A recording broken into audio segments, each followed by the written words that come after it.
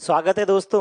मैं हेमंत महेश्वरी लेके चल रहा हूं आपको केमिस्ट्री की एक और दुनिया में जिसका नाम है परमाणु। एटॉमिक स्ट्रक्चर का चैप्टर हम लोग स्टार्ट करने वाले हैं आज। ये चैप्टर 11th क्लास का है। ये चैप्टर वैसे तो फिजिकल केमिस्ट्री का ही एक इंडिपेंडेंट टॉपिक है, लेकिन इसका यूज इनऑर्गेनिक केमिस्ट्री के कंसेप्चुअल अंडरस्टैंडिंग में भी होता है और ये आपके फिजिक्स के सिलेबस का भी पार्ट है, जो कि 12th क्लास में मॉडर्न फिजिक्स के नाम से लास्ट में आता है। सबसे पहले हम लोग स्टार्ट करेंगे इस चैप्टर के कंटेंट्स, सो दैट इस चैप्टर को थोड़ा ब्रीफ कर दूं मैं आपके लिए। तो ध्यान देंगे सब लोग कंटेंट्स पर।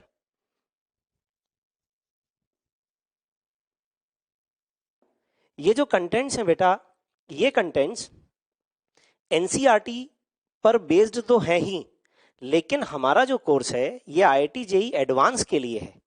तो इसमें कई सारे ऐसे टॉपिक्स भी आएंगे जिनको हम लोग डीप में पढ़ेंगे up to IIT JEE advance level, जो कि हो सकता है एनसीईआरटी के सिलेबस का एक्सटेंशन हो। ओके, ध्यान दें। सबसे पहले हम लोग डिस्कस करते हैं properties of cathode and anode raise.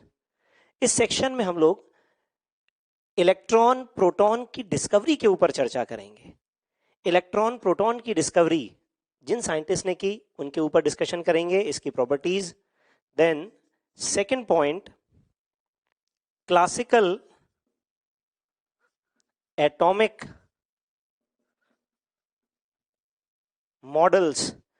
Classical atomic models, जब हमें एटम यानी परमाणु का पता चला तो उसका इंटरनल स्ट्रक्चर कैसा होता होगा। देखो, एक बात तो क्लियर है कि एटम दिखता नहीं है, ठीक है ना। एटम एक बहुत ही टाइनी पार्टिकल है जो दिखता भी नहीं है अपने को, इवन अल्ट्रा माइक्रोस्कोप से भी नहीं दिखता है। इसीलिए इसके ऊपर बेस्ड कुछ मॉडल बनाए गए, जिसमें सबसे पहला नाम आता है थॉमसन मॉडल, जिसको आप लोग प्लम पुडिंग मॉडल के नाम से भी जानते हैं और वाटरमेलन मॉडल के नाम से भी। इसके बाद हम लोग इसमें पढ़ेंगे रदरफोर्ड न्यूक्लियर मॉडल। जी हाँ, रदरफोर्ड ने ही सबसे पहले न्यूक्लियस को डिस्कवर किया और उसके एटॉमिक मॉडल को हम लोग रदरफोर्ड न्यूक्लियर मॉडल के नाम से जानते हैं। ये जो मॉडल्स थे ये एटॉमिक स्ट्रक्चर की स्टार्टिंग थी, क्लासिकल मॉडल। तो इनमें कमियां भी थी, इनके ड्रॉबैक्स भी थे, और इसलिए जो प्रॉब्लम्स आगे आई उन्हीं को हम लोग ब्रीफ करते हुए आगे बढ़ेंगे। देखें, नेक्स्ट जो टॉपिक आएगा इसमें हम लोग डिस्कस करेंगे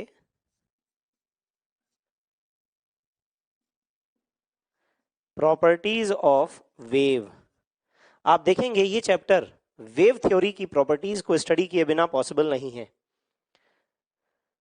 क्योंकि इस चैप्टर में हम लोग एक नेचर डिस्कस करते हैं, वो होता है डुअल नेचर।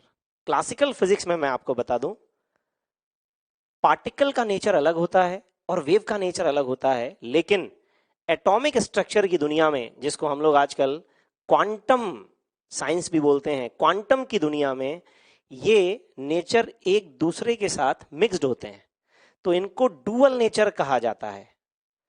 उसी डुअल नेचर को सबसे पहले एक साइंटिस्ट बहुत ही फेमस मैक्स प्लैंक उसने बताया। तो हम लोग यहां डिस्कस करेंगे Planck's quantum theory, Planck's quantum theory, और फिर प्लैंक्स क्वांटम थ्योरी की हेल्प से एक्सप्लेन करेंगे photoelectric effect. Photoelectric effect, photoelectric effect किसी मेटल पर लाइट डालने से उसमें से इलेक्ट्रॉन लिबरेट हो जाते हैं, फोटो इलेक्ट्रिक इफेक्ट। डिटेल में डिस्कस करेंगे आगे। इसी की हेल्प से एक फेमस एटॉमिक मॉडल आएगा जिसका नाम है Bohr's atomic model, Bohr's atomic model को एक्सप्लेन किया जाएगा। बोर ने अपना एटॉमिक मॉडल दिया जिसमें उसने रदरफोर्ड के एटॉमिक मॉडल को ही कुछ हद तक यूज किया और कुछ नई बातें इसमें उसने इंट्रोड्यूस की। इस मॉडल के लिए बोर को नोबेल प्राइज दिया गया और बोर का नाम बहुत ही दिग्गज साइंटिस्ट के लेवल पे आ गया। तो इस मॉडल को हमें डिटेल में पढ़ना है। इस चैप्टर की कैलकुलेशंस बेसिकली इसी मॉडल पर बेस्ड है। इस मॉडल में कुछ पोस्टुलेट्स हैं, कुछ डेरिवेशन हैं, कुछ फॉर्मूले हैं जिनके बेस पर कैलकुलेशंस होती हैं। इसके क्वेश्चन भी आते हैं IIT JEE एडवांस में, ध्यान से पढ़ेंगे हम लोग। थोड़ा सा मैं यहाँ आपको बता दूं, फिजिक्स की जरूरत पड़ेगी इस चैप्टर में, क्योंकि फिजिक्स में जब ये चैप्टर आता है बेटा, तो ये आता है 12th क्लास के लास्ट में। 11th और 12th क्लास में आप क्लासिकल फिजिक्स पूरी पढ़ चुके हैं, पार्टिकल फिजिक्स पढ़ चुके हैं, इलेक्ट्रोस्टैटिक्स, मैग्नेटिक फील्ड, मैग्नेटिज्म, ये सब आप पढ़ चुके हैं। तो इन सब का कुछ हद तक यूज इस चैप्टर में होता है। हमें कुछ फॉर्मूले, कुछ कंसेप्ट फिजिक्स से लेने पड़ेंगे, क्योंकि अभी तो आपने वो फिजिक्स 11th 12th में नहीं पढ़ी है, अभी तो हम लोग ये चैप्टर स्टार्ट ही कर रहे हैं। लेकिन केमिस्ट्री में बेटा ये चैप्टर NCERT में यूनिट 2 11th में ही दिया हुआ है और हमें इसी जगह पे इसको पढ़ना है।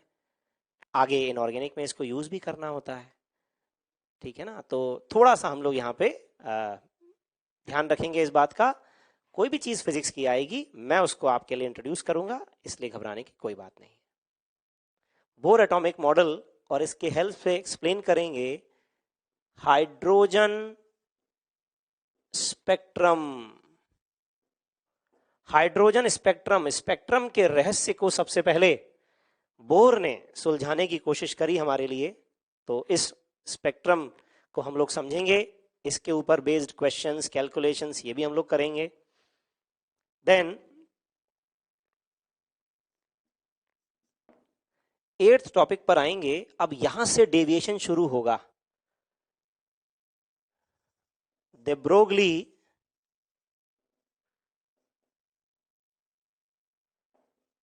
Matter wave, de Broglie concept. de Broglie ने एक बहुत ही रेवोल्यूशनरी आइडिया दिया कि पार्टिकल्स में भी, यस, माइक्रोस्कोपिक पार्टिकल्स में भी वेव नेचर होता है। इससे पहले हम लोग ये नहीं जानते थे, लेकिन de Broglie ने ये आइडिया दिया और इसको यूज भी किया। और आज भी जो इलेक्ट्रॉन माइक्रोस्कोप हम लोग यूज करते हैं, आपने नाम जरूर सुना होगा, इलेक्ट्रॉन माइक्रोस्कोप, एडवांस माइक्रोस्कोप होती हैं, बहुत ही हाई रिजॉल्विंग पावर वाली, उसको जो हम लोग बनाते हैं उसमें यही कॉन्सेप्ट, यही प्रिंसिपल यूज होता है। Then Heisenberg's uncertainty, Heisenberg's uncertainty principle, yes. यहां से आप पढ़ना शुरू करेंगे कि एटम के स्ट्रक्चर में सर्टेनिटी है ही नहीं, वो अनसर्टेन है। जी हाँ, यही प्रिंसिपल इस समय चल रहा है। अनसर्टेन स्ट्रक्चर है, उस अनसर्टेनिटी का बैकग्राउंड क्या है, कैसे पता चली, इन सब चीजों पर हम लोग डिस्कशन करेंगे। देन कमिंग टू मॉडर्न दुनिया, जो क्वांटम की दुनिया है, उसमें आएंगे, और वो है quantum mechanical model, quantum mechanical model of atom. Quantum mechanical model, quantum mechanical model was given by Schrödinger। इस मॉडल को हमें थियोरेटिकल एस्पेक्ट के फॉर्म में पढ़ना है, क्योंकि इसके लिए हमें अगर न्यूमेरिकल एस्पेक्ट पढ़ना है तो मैथ्स बहुत स्ट्रांग होनी चाहिए, हायर मैथमेटिक्स इसमें यूज होती है। Then next topic, quantum numbers. Quantum numbers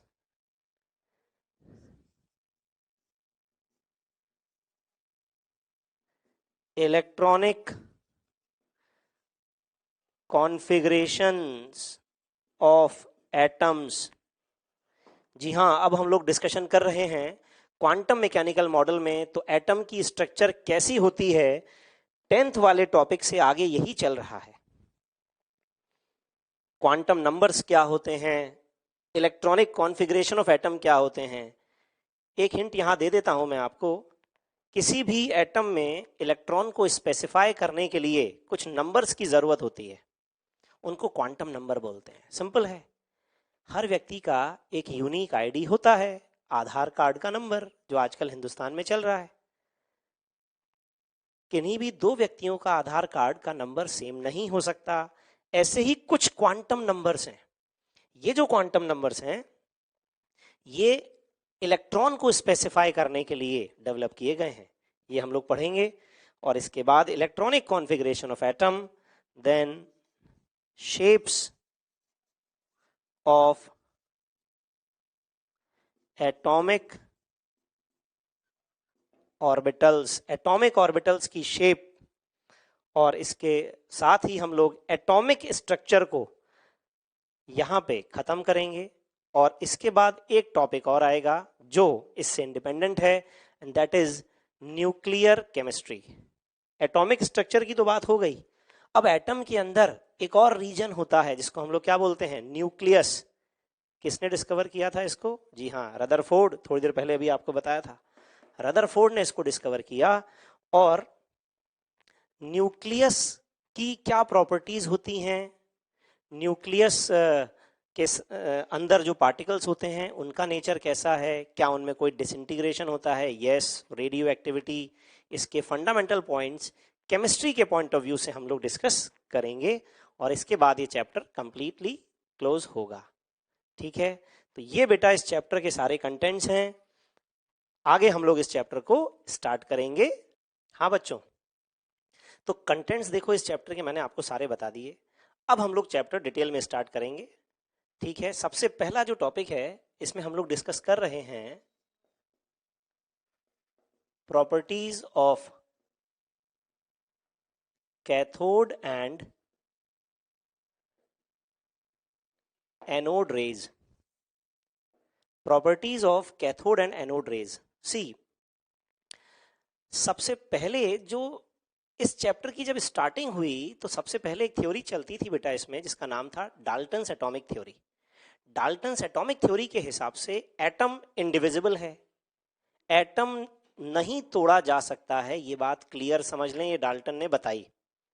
ठीक है, पहले भी हम लोग भी इस बात को जानते थे कि भाई एटम एक स्मॉलेस्ट फंडामेंटल पार्टिकल है जो कभी भी डिवाइड नहीं होगा।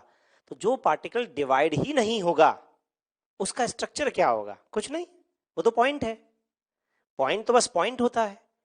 लेकिन लेटर 19th सेंचुरी में कुछ ऐसे एक्सपेरिमेंट्स हुए जिसने लोगों को यह सोचने पर मजबूर कर दिया कि एटम शायद डिवाइड हो सकता है। कैसे डिवाइड हो सकता है? देखो, पता चला कुछ एक्सपेरिमेंट्स इस तरह के करवाए गए जिनमें डिस्चार्ज ट्यूब का यूज किया। डिस्चार्ज ट्यूब में इलेक्ट्रिक कंडक्शन थ्रू गैसेस कराया गया। अब साइंटिस्ट लोगों के दिमाग में एक बात क्लियर थी कि जो इलेक्ट्रिक करंट है वो एयर से, गैसेस से ट्रांसफर नहीं होती है।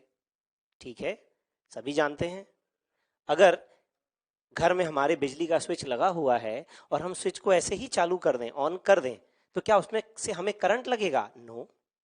जब हम उसमें से कोई तार निकाल के सॉकेट में से और उस तार के थ्रू करंट ट्रांसफर करेंगे तब वो होगी। मतलब इलेक्ट्रिक करंट को ट्रांसफर होने के लिए क्या चाहिए? Conducting medium. और गैसेस तो नॉन कंडक्टर होती हैं, तो गैसेस में से करंट नहीं लगता, हमें इलेक्ट्रिक करंट ट्रांसफर नहीं होता है। लेकिन जब आसमान में बेटा बिजली कड़कती है तो करंट ट्रांसफर होता है या नहीं होता है? तब तो इलेक्ट्रिसिटी ट्रांसफर होती है।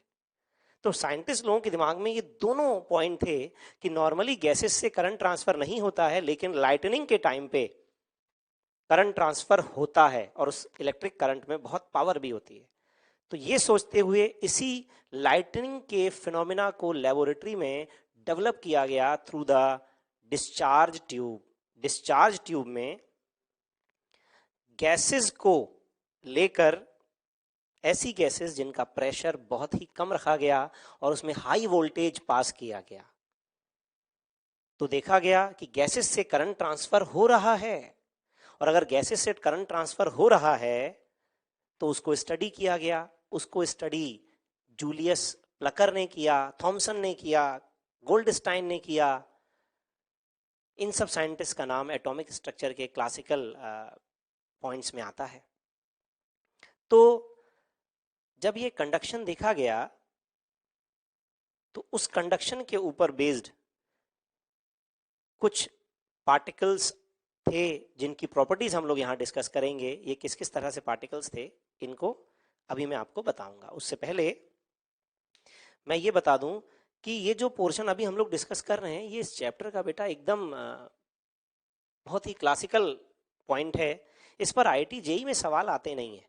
तो ये आप कह सकते हैं एक प्रकार से एटॉमिक स्ट्रक्चर की हिस्ट्री है, थ्योरेटिकल पोर्शन है। ये कुछ पोर्शन आप एनसीईआरटी से रीड कर सकते हैं, इजीली रीड कर सकते हैं। कोई डाउट होता है तो हम लोग हैं आपके लिए, आपके सारे डाउट सॉल्व करने के लिए, ठीक है ना। कुछ भी खास बात नहीं है कि अगर हम एक डिस्चार्ज ट्यूब लेते हैं उसका डायग्राम भी एनसीईआरटी में बना हुआ है, मैं बता दूं आपको, बढ़िया कलरफुल डायग्राम है, ठीक है ना, अच्छा लगेगा आपको। और अब आपको ये सब डायग्राम गूगल पर भी देखने को मिल सकते हैं। तो डिस्चार्ज ट्यूब का डायग्राम देख के और उसकी प्रॉपर्टीज ये आप एनसीईआरटी से पढ़ेंगे। प्रॉपर्टीज में क्या है कि जो भी डिस्चार्ज ट्यूब में रेज ट्रांसफर होती हैं ड्यूरिंग इलेक्ट्रिकल कंडक्शन, वो रेज स्ट्रेट लाइन में चलती हैं, उनमें काइनेटिक एनर्जी होती है, ठीक है ना। और अगर उनमें काइनेटिक एनर्जी होती है तो उनमें मोमेंटम है, मोमेंटम के साथ साथ उनमें पार्टिकल नेचर भी है। तो ये जो रेज हैं ये पार्टिकल कैरी करती हैं। इस तरह के कुछ पॉइंट्स हैं, ठीक है। इनमें हीटिंग इफेक्ट होता है। मेन जिस पॉइंट पर हम लोग चर्चा कर रहे हैं, कैथोड रेज को कैथोड रेज क्यों कहते हैं? क्योंकि डिस्चार्ज ट्यूब में जब रेज ट्रांसफर होती हैं तो एक इलेक्ट्रोड जो कि कैथोड है, कैथोड से निकलने वाली रेज को, वो रेज जो कैथोड से इमर्ज होकर एनोड तक जा रही हैं, उनको कहते हैं कैथोड रेज। और जो रेज इसके अपोजिट आती हैं यानी एनोड टू कैथोड, उसको बोलते हैं एनोड रेज। इनके ऊपर हिस्टोरिकल पूरा बैकग्राउंड एनसीईआरटी में दिया हुआ है, तो आराम से इस चैप्टर के शुरू के 3-4 पेजेस हम लोग पढ़ सकते हैं, ठीक है। मैं उसको अंडरस्टैंडिंग वे में जो भी डिस्कस करना है वो कर रहा हूं। तो प्रॉपर्टीज में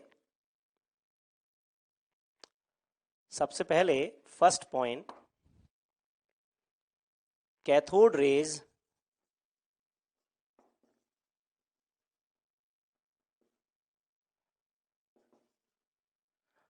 travels from cathode to anode and carry particles which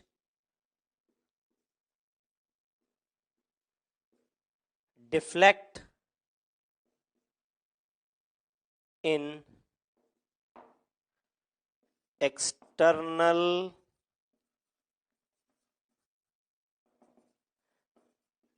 electrical and magnetic field। Cathode ray cathode to anode travel करती हैं और उनमें जो पार्टिकल्स हैं वो इलेक्ट्रिक और मैग्नेटिक फील्ड में डिफ्लेक्ट होते हैं। इसका मतलब ये जो पार्टिकल्स हैं ये कैसे पार्टिकल्स हैं? न्यूट्रल या charged? Yes, these are charge particles.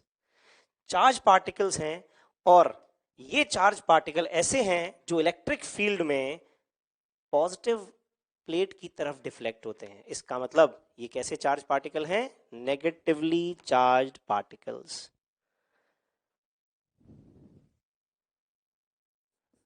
These particles are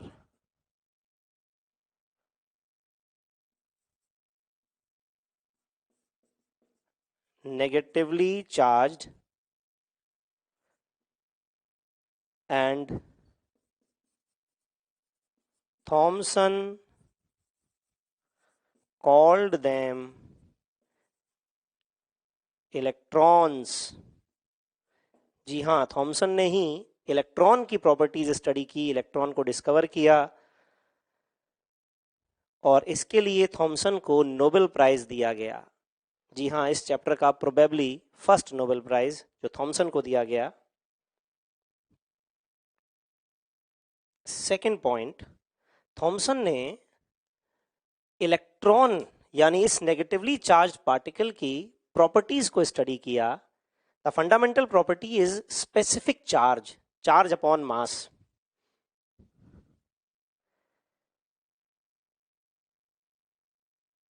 Thompson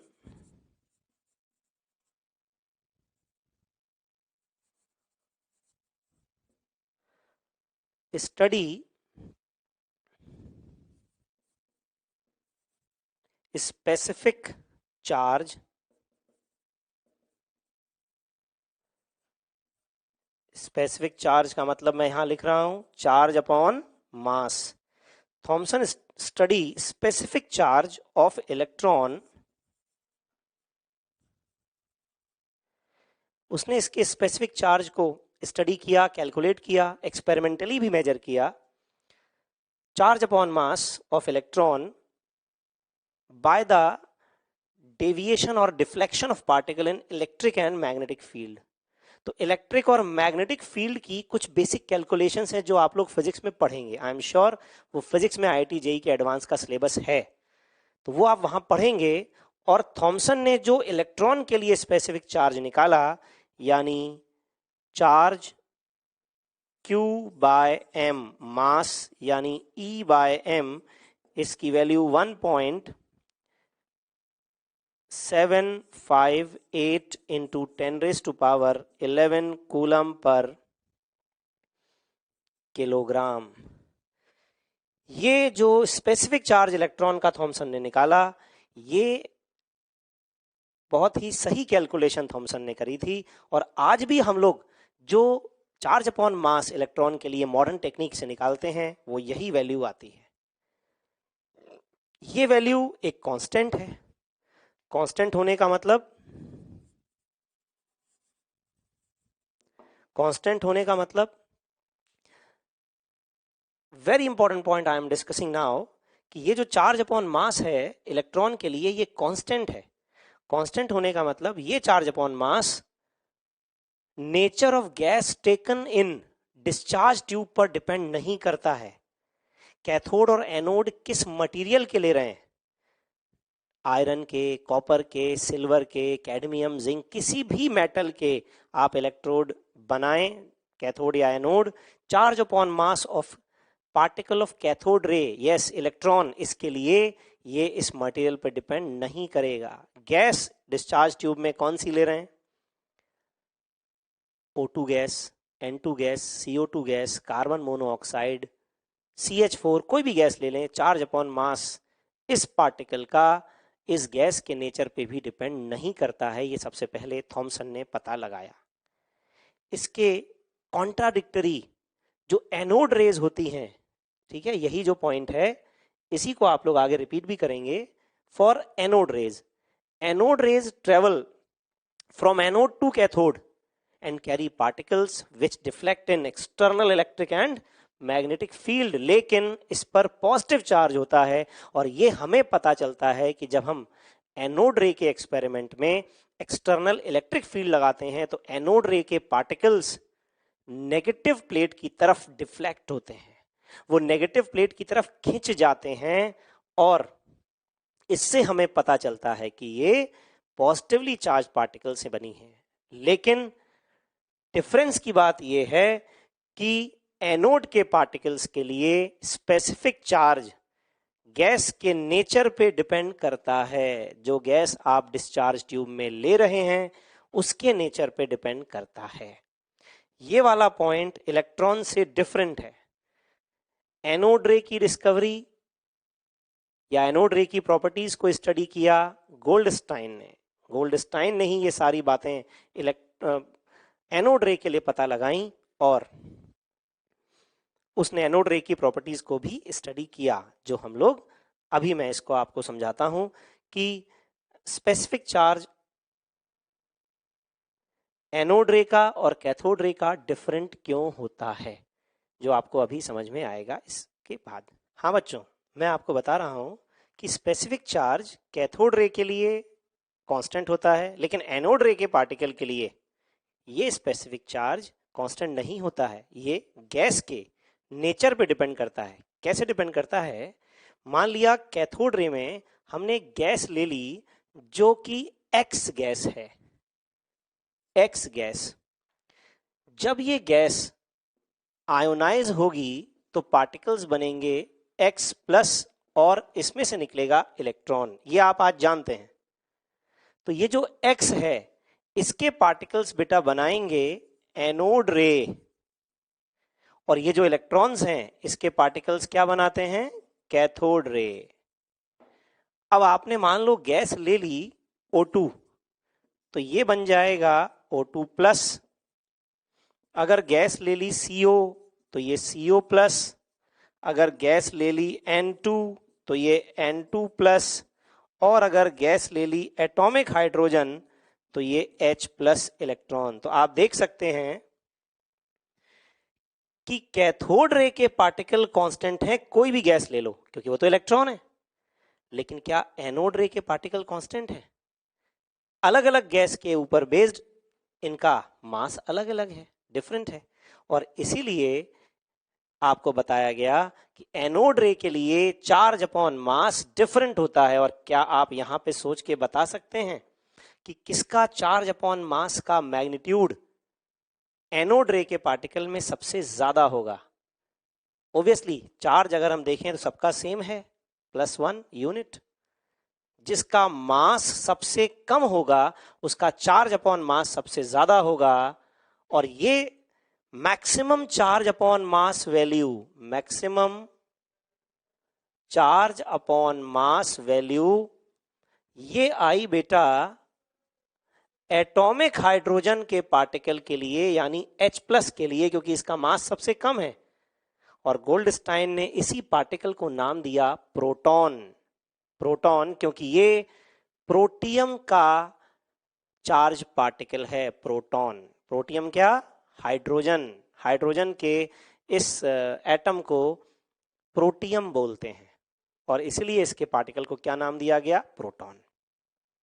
तो अब आपको ये समझ में आ गया होगा कि एनोड रे के पार्टिकल के लिए चार्ज अपॉन मास कांस्टेंट होता है, ये गैस के नेचर पे डिपेंड नहीं करता है।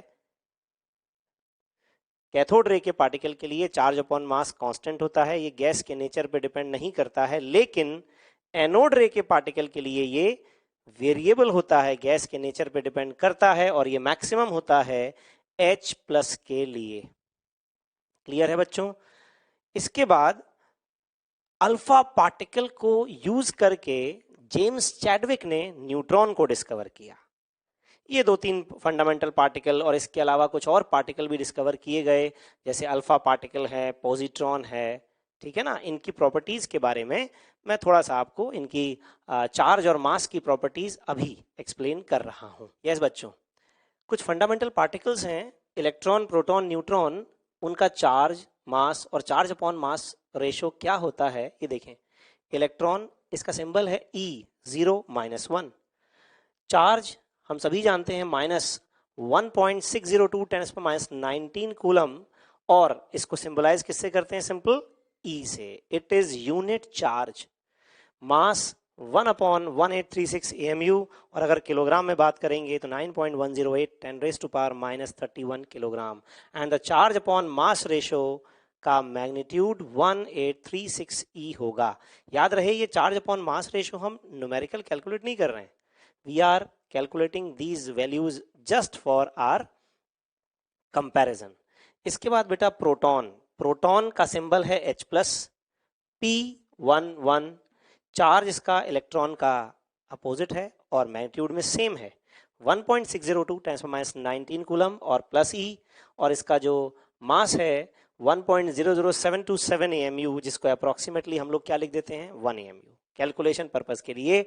और चार्ज अपॉन मास रेशो ये होगा E। एक्चुअली मैं E कैसे लिख रहा हूं? E/AMU, E/AMU। ये जस्ट सिंबल पर्पस के लिए, कंपैरिजन पर्पस के लिए। न्यूट्रॉन N10 1 AMU, और ये अप्रोक्सीमेटली 1.00867 एक्चुअली होता है, जिसको हम अप्रोक्सीमेटली क्या लिखते हैं? 1 AMU। ये है charge upon mass ratio zero, क्योंकि इसका चार्ज ही क्या है, जीरो, न्यूट्रल पार्टिकल है और इसलिए इसको नाम दिया गया न्यूट्रॉन। ठीक है ना, ये चार्ज अपॉन मास हम इस तरह से कैलकुलेट कर सकते हैं। अगर कोई और पार्टिकल दिया है और उसके चार्ज अपॉन मास को आपसे कंपेयर कर रहा है, तो सबसे पहले तो मैं यहां बता दूं कंपैरिजन के तौर पर, इलेक्ट्रॉन, प्रोटॉन और उसके बाद न्यूट्रॉन, ये इन तीनों के चार्ज अपॉन मास रेशो का कंपैरिजन है। अब मान लो एक एग्जांपल आपको दिया, अल्फा पार्टिकल। अल्फा पार्टिकल समझ में आया? अल्फा पार्टिकल क्या होता है बेटा? ये helium 2+, it is nucleus of helium. अगर इसके चार्ज अपॉन मास रेशो को आपको कंपेयर करना है किसके साथ, से फॉर एग्जांपल Na+ के साथ कंपेयर करना है इन दोनों में, तो बताओ अल्फा पार्टिकल का चार्ज अपॉन मास रेशो क्या होना चाहिए? इसका चार्ज क्या होना चाहिए? 2e। और मास क्या होना चाहिए? अल्फा पार्टिकल हीलियम, याद आया, 4 AMU। और सोडियम प्लस के लिए इसी तरह से अगर हम निकालें तो चार्ज अपॉन मास रेशो होगा E अपॉन सोडियम का एटॉमिक मास, यस 23 AMU। तो इस तरह से हम देख सकते हैं कि किसी भी पार्टिकल के लिए चार्ज अपॉन मास रेशो आ जाएगा और साथ में हम उनका कंपैरिजन भी कर सकते हैं कि किसका चार्ज अपॉन मास रेशो ज्यादा है और किसका कम है। कैलकुलेट अगर हमें करना है तो चार्ज को सब्स्टिट्यूट करना पड़ेगा कूलम्स में और मास को सब्स्टिट्यूट करना पड़ेगा किलोग्राम और ग्राम में, जिस भी यूनिट में आंसर आपको दिया हुआ है ऑब्जेक्टिव क्वेश्चंस में। ओके हाँ बच्चों, तो चार्ज अपॉन मास की कैलकुलेशन के बाद मैं आपको बता दूं कि अब हम लोग एटॉमिक मॉडल स्टार्ट करेंगे, classical atomic model. Classical atomic model का मतलब वो मॉडल जो सबसे पहले एटम के स्ट्रक्चर के लिए बताए गए और जिनमें सबसे पहले नाम आता है थॉमसन्स एटॉमिक मॉडल का। एटॉमिक मॉडल्स, एटॉमिक मॉडल में देखो सबसे पहले थॉमसन ने अपना एटॉमिक मॉडल दिया जिसको हम लोग किस नाम से जानते हैं? Thomson's atomic model. दूसरा नाम, यस, प्लम पुडिंग मॉडल और watermelon model. Watermelon model, ठीक है, यस वाटरमेलन मॉडल। तो थॉमसन ने देखो सबसे पहले क्या किया, मैं एक बार रिपीट कर देता हूं। थॉमसन ने इलेक्ट्रॉन को डिस्कवर किया, उसके चार्ज अपॉन मास प्रॉपर्टी को बताया जो कि उसकी फंडामेंटल प्रॉपर्टी है। उसके बाद एक साइंटिस्ट और था जिसका नाम था मिलिकन। मिलिकन ने इलेक्ट्रॉन के चार्ज को डिस्कवर किया, इसके लिए भी मिलिकन को नोबेल प्राइज दिया गया, क्योंकि इलेक्ट्रॉन का चार्ज निकालना, जो पार्टिकल आज तक हमें दिखता नहीं है, जिसको हम लोग सिर्फ एक्सपेरिमेंटली फील कर सकते हैं, ठीक है ना, तो उस पार्टिकल के चार्ज को डिस्कवर किया मिलिकन ने अपने ऑयल ड्रॉप एक्सपेरिमेंट से, जो आप फिजिक्स के कोर्स में आप जरूर पढ़ेंगे। और चार्ज अपॉन मास थॉमसन ने निकाला था, तो उसने इलेक्ट्रॉन का मास भी बता दिया। ये सब चीजें बहुत मोटिवेटिंग थी थॉमसन के लिए और उसने इन सबको यूज किया। प्लम पुडिंग मॉडल में उसने अज्यूम किया कि जो एटम है वो एक स्फेरिकल पार्टिकल है, see sphere, positively charged sphere. Atom एक पॉजिटिवली चार्ज स्फेयर है और इसमें इलेक्ट्रॉन्स एम्बेडेड हैं रैंडमली।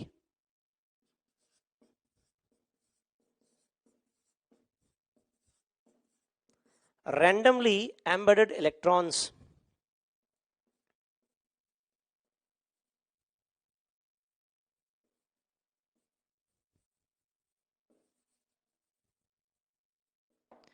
रैंडमली एम्बेडेड इलेक्ट्रॉन्स को उसने यहां अरेंज कर दिया। तो उसने ये कहा कि जैसे अपन जानते ही हैं वाटरमेलन यानी तरबूज, तरबूज को जब हम काटते हैं और उसको खाने की कोशिश करते हैं तो तरबूज के जो सीड्स होते हैं वो रैंडमली कहीं भी कभी भी आ जाते हैं, हमें पता ही नहीं चलता, ठीक है ना।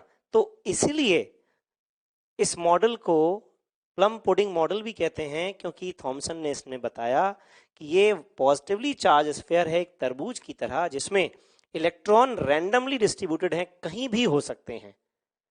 ये मॉडल थॉमसन ने दिया, लेकिन ये बहुत ही जल्दी फेल हो गया, क्योंकि उस समय एक फेमस एक्सपेरिमेंट हुआ जिसको हम लोग आज किस नाम से जानते हैं, Rutherford alpha particle scattering experiment. उस एक्सपेरिमेंट ने इस मॉडल को फेल कर दिया। तो हम लोग आज उसी मॉडल, उसी एक्सपेरिमेंट को अब हम लोग पढ़ेंगे कि किस तरह से ये एक्सपेरिमेंट जो आया, इसने इस मॉडल को फेल किया। तो इसकी हम लोग ड्रॉबैक्स लिख लेते हैं शॉर्ट में। ड्रॉबैक्स,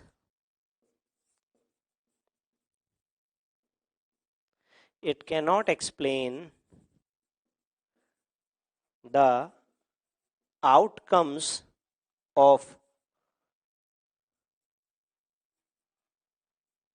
Rutherford's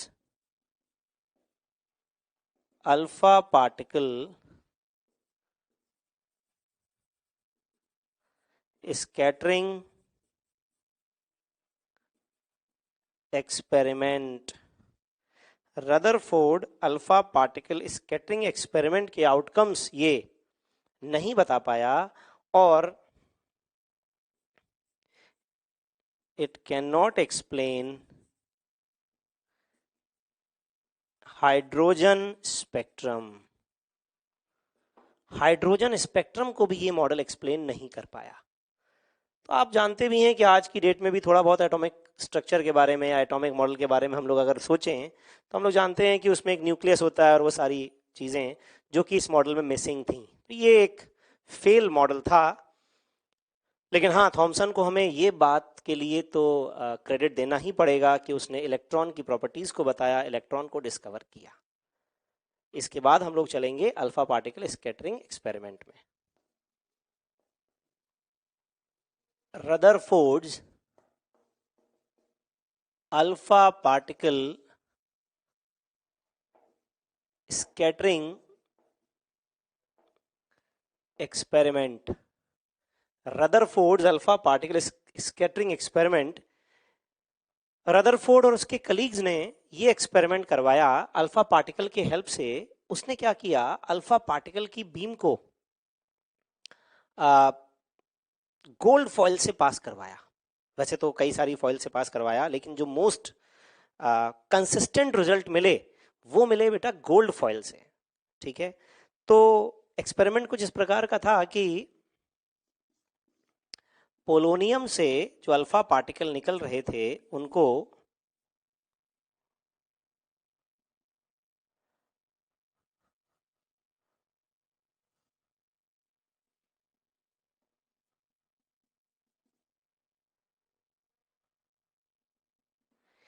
एक लेड की स्लिट से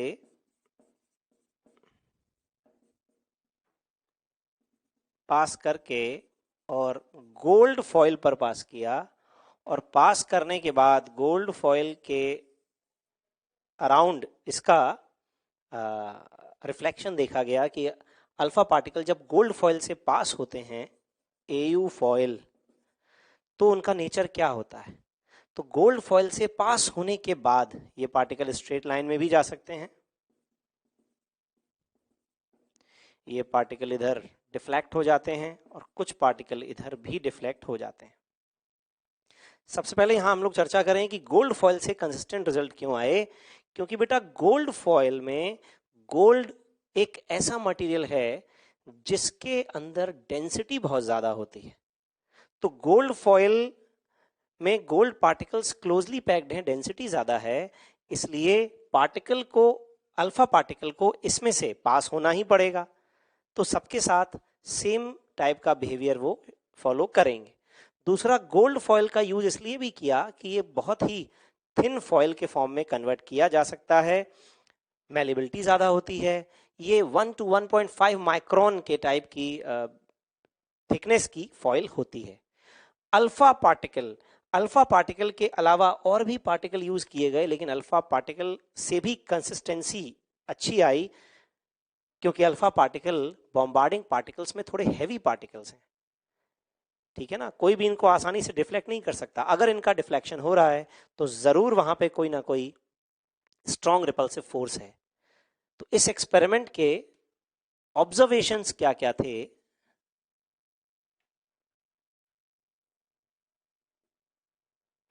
Observations, most of the alpha particles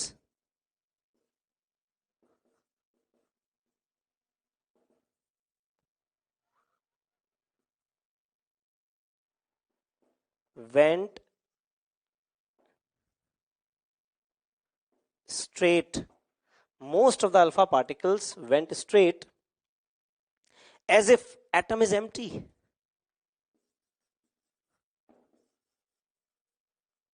Atom is empty. Very few alpha particles deflected through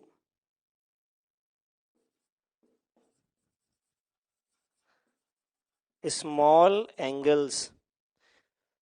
इसका मतलब उसने ये सोचा कि most of the alpha particles, 99% alpha particle सीधे ही जा रहे हैं। इसका मतलब जैसे मान लो एटम खाली है, सिंपल है, ठीक है ना। हम अपने हाथ में बॉल्स लेके सामने मारते जाएं, जहां कोई नहीं है तो सारी बॉल स्ट्रेट चली जाएंगी, लेकिन कुछ अल्फा पार्टिकल डिफ्लेक्ट भी हुए, इसका मतलब वहां कोई तो है जो उन अल्फा पार्टिकल्स को डिफ्लेक्ट कर रहा है, धक्का दे रहा है, स्कैटर कर रहा है। और तीसरा, very very few,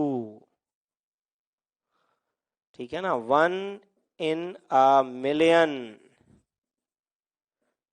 very few alpha particles were deflected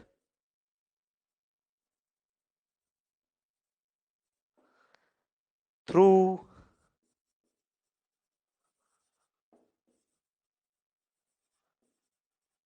large angles। ठीक है ना, बहुत ही कम। तो ये आउटकम्स के ऊपर बेस्ड उसने अपना मॉडल दिया, जिसको उसने नाम दिया न्यूक्लियर मॉडल।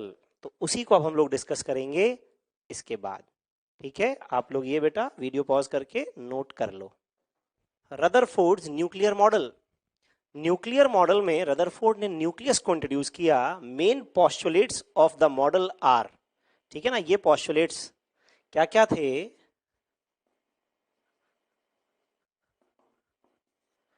फर्स्ट वन, क्योंकि रदरफोर्ड ने ये ऑब्जर्व किया कि मोस्टली अल्फा पार्टिकल्स सीधे चले गए बिना किसी डिफ्लेक्शन के, इसका मतलब क्या एटम एम्प्टी है? यस, उसने कहा कि भाई मोस्टली एटम एम्प्टी ही है, लेकिन कुछ पार्टिकल्स डिफ्लेक्ट तो हुए, और अगर डिफ्लेक्शन हो रहा है तो there must be some strong repulsive force. लेकिन क्योंकि बहुत ही कम पार्टिकल्स में डिफ्लेक्शन हो रहा है, इसीलिए उसने कहा कि ये जो रिपल्शन वाला पोर्शन है, ये जो रीजन है, ये बहुत छोटे पॉइंट में कॉन्सेंट्रेटेड है, जिसको उसने न्यूक्लियस का नाम दिया। तो यहां पे हम लोग वही मॉडल डिस्कस कर रहे हैं। सबसे पहले फर्स्ट पोस्टुलेट,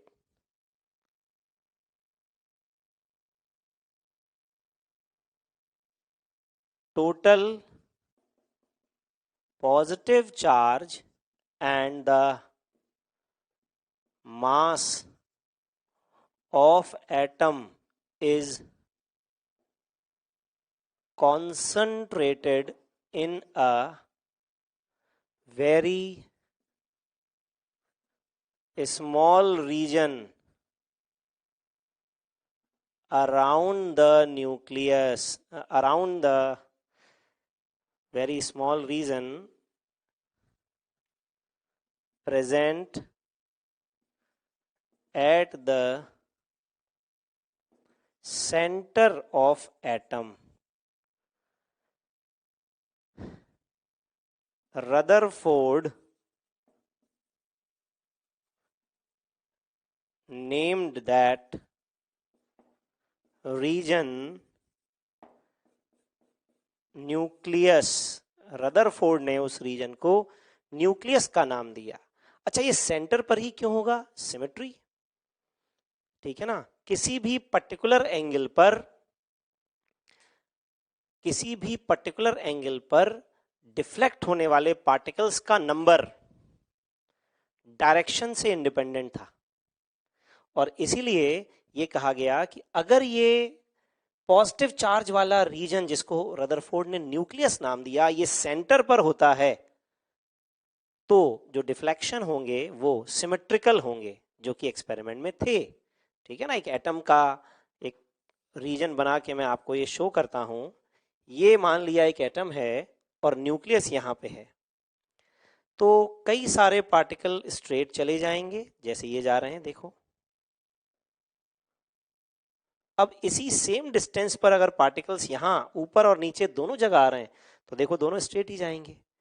कुछ पार्टिकल जैसे यहां आए तो ये डिफ्लेक्ट करेंगे, तो ऐसे ही पार्टिकल यहां आएंगे तो यहां भी डिफ्लेक्ट करेंगे, और बहुत ही कम पार्टिकल ऐसे हैं जो यहां आके लार्ज एंगल पर डिफ्लेक्ट करेंगे। तो ये सेंटर पर जब होगा तो इस तरह के रिजल्ट आ पाएंगे, जो कि वास्तव में आ रहे थे। Second point, electrons are present outside the nucleus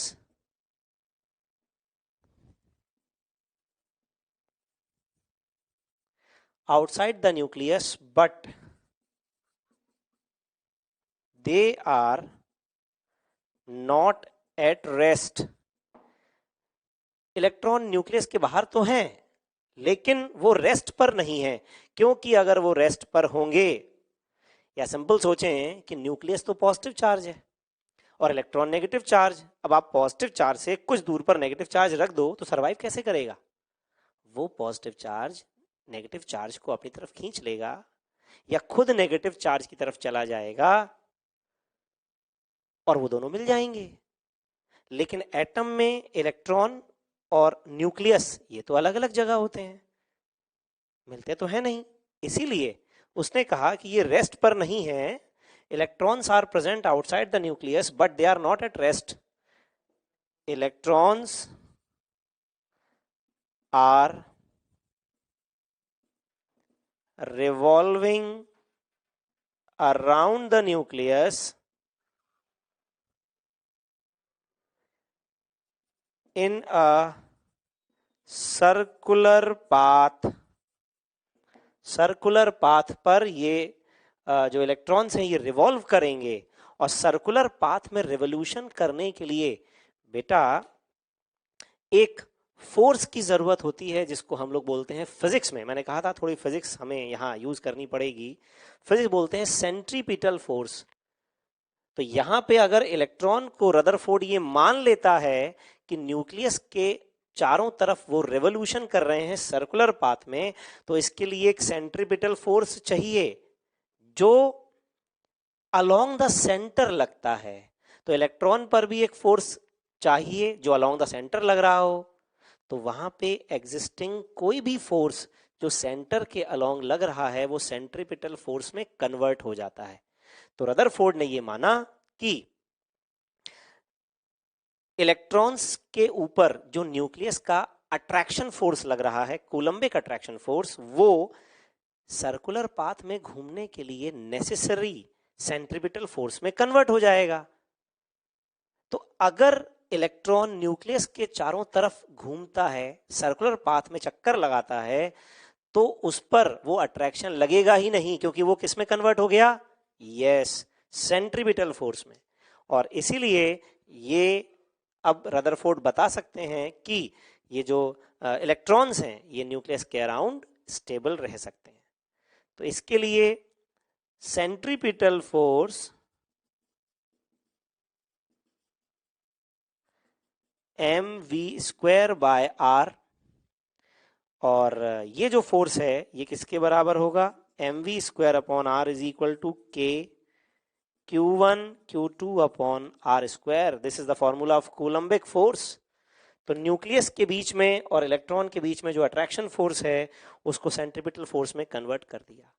यहां पे ये बात आप नोट कर लें बेटा, m is the mass of particle, revolutionary particle, v is the speed of that particle, r is the radial distance from the center, k is a constant, q1 q2 charges of particles और r again radial distance। तो Rutherford ने ये main postulate use किया जिसमें उसने nucleus को define किया और इलेक्ट्रॉन की पोजीशन को बताया।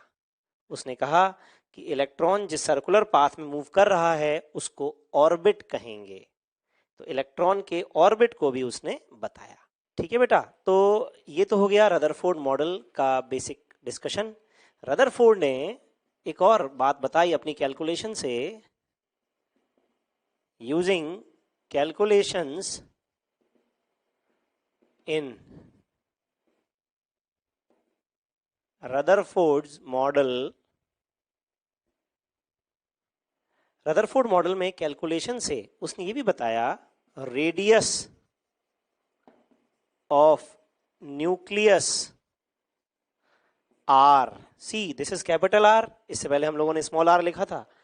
Radius of nucleus is r0 a to the power 1/3, where r0 approximate constant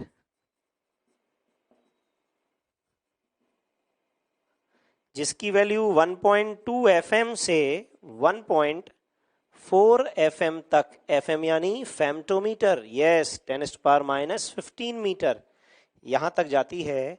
और A है बेटा mass number of nucleus, nucleus का मास नंबर है ये। तो इस फॉर्मूले के हेल्प से हम न्यूक्लियस की अप्रॉक्सीमेट रेडियस भी बता सकते हैं। जैसे एग्जाम्पल के तौर पर निकल 64, ये एक न्यूक्लियस है, 64 है और इसका एटॉमिक नंबर 28 है। इसका रेडियस अगर हमें निकालना है तो हम कर सकते हैं r is equal to r0 64 to the power 1/3। ठीक है, 64 टू द पावर 1/3 क्या होता है 4, तो 4r0। अब मान लिया r0 की अप्रोक्सीमेट वैल्यू मैंने 1.25 FM ले ली, तो 4 into 1.25 FM is equal to 5 femtometre, यानी 5 इंटू 10⁻⁻15 मीटर। ये है इसके न्यूक्लियस की रेडियस। न्यूक्लियस का साइज एटम के साइज के कंपैरिजन में 10⁻⁻5 टाइम्स होता है। ये मैं रेडियस के ऊपर बता रहा हूं। मतलब हम ये कह सकते हैं कि radius of nucleus upon radius of atom is approximately 10⁻5। तो क्या आप ये मुझे बता सकते हैं कि दोनों के वॉल्यूम का रेशो क्या होगा अगर स्फेरिकल पार्टिकल मान लिया जाए? यस, कितना 10⁻⁻15 का रेशो होगा। तो हम ये सोच सकते हैं कि न्यूक्लियस कितना छोटा पार्टिकल है एज कंपेयर टू एटम। ठीक है, तो ये रदरफोर्ड मॉडल के बाद अब हम लोग बेटा डिस्कस कर रहे हैं कुछ इसके drawbacks.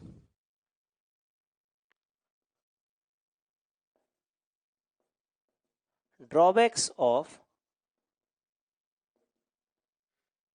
Rutherford's model. Drawbacks of Rutherford model क्या क्या है? ठीक है ना। अब आप कहेंगे कि सर अभी तो मॉडल बता रहे थे, अब उसके ड्रॉबैक बताने लगे। तो बेटा ये जो काम है ना रदरफोर्ड मॉडल वगैरह, ये सब काम आज से 100 साल से भी पुराना काम है। जिस समय एटॉमिक स्ट्रक्चर डेवलप हो रहा था, साइंस डेवलप हो रही थी, मॉडर्न साइंस, तो डेवलपमेंट में जो चीजें हमें पता चलती हैं, हो सकता है कुछ टाइम के बाद ये पता चले कि वो चीज गलत थी। तो ये होना स्वाभाविक है, इसमें कोई बड़ी बात नहीं है। डाल्टन ने बताया था कि एटम डिविजिबल नहीं है, इट इज इनडिविजिबल, लेकिन अब आप जानते हैं कि एटम में इलेक्ट्रॉन भी हैं, प्रोटॉन भी हैं, न्यूट्रॉन भी हैं, सबकी अपनी अपनी पोजीशन है, तो चेंज होती हैं चीज़ें। साइंस इसी तरह से डेवलप करती है। तो ड्रॉबैक्स क्या क्या थे मेन? सबसे पहले, it can not explain hydrogen spectrum. Hydrogen spectrum को ये एक्सप्लेन नहीं कर सका। हाइड्रोजन स्पेक्ट्रम यानी हाइड्रोजन से जब लाइट निकलती है तो उसका जो नेचर होता है उसको ये एक्सप्लेन नहीं कर पाया। ठीक है। Second, according to Maxwell's electromagnetic theory, electromagnetism में मैक्सवेल ने बहुत वर्क किया, बहुत ही बड़ा साइंटिस्ट थे ये। तो इलेक्ट्रोमैग्नेटिक थ्योरी ऑफ मैक्सवेल के हिसाब से accelerated charge particle lose its energy through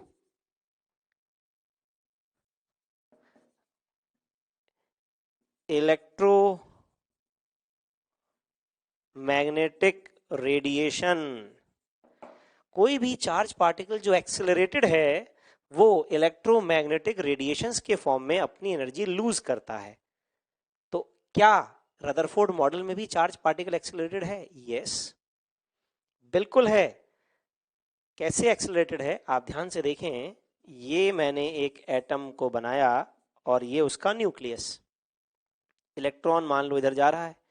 अब इलेक्ट्रॉन अगर इस एंटी क्लॉकवाइज डायरेक्शन मूव कर रहा है तो यूजिंग सेम स्पीड इसकी वेलोसिटी तो चेंज हो रही है, क्योंकि वेलोसिटी तो वेक्टर है। तो जब इसकी वेलोसिटी चेंज हो रही है तो इस पर एक्सेलरेशन है। यस और नो? यस। ठीक है। तो ये एक एक्सेलरेटेड चार्ज पार्टिकल है इलेक्ट्रॉन, और जब ये मूव करेगा एक्सेलरेटेड चार्ज पार्टिकल, ये अपनी एनर्जी इलेक्ट्रोमैग्नेटिक रेडिएशन के फॉर्म में लूज करेगा। मतलब ये अपनी एनर्जी को लाइट के फॉर्म में कन्वर्ट करेगा। तो जब ये एनर्जी लूज करेगा तो वो इलेक्ट्रॉन की एनर्जी को कम करेगा, और अगर इलेक्ट्रॉन की एनर्जी बेटा कम होगी तो ये इलेक्ट्रॉन न्यूक्लियस की तरफ इंक्लाइंड होता जाएगा। मतलब इलेक्ट्रॉन का पाथ सर्कुलर ना होकर किस तरह का होगा? देखो, yes, the path is spiral. इस तरह का पाथ हो जाएगा। और अगर ऐसा होगा तो इलेक्ट्रॉन अल्टीमेटली फिर से किस में चला गया? न्यूक्लियस में।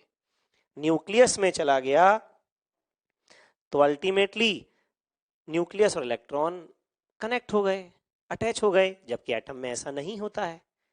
तो ये दो पॉइंट जो हैं ये इसके बहुत ही बड़े ड्रॉबैक थे। और भी कई सारे ड्रॉबैक थे जो बाद में एक्सपेरिमेंट्स हुए। तो अभी इस मॉडल को हम लोग यहीं रोकेंगे। इसके ऊपर बेस्ड कुछ कैलकुलेशंस हैं जो हम लोग अभी आगे करेंगे।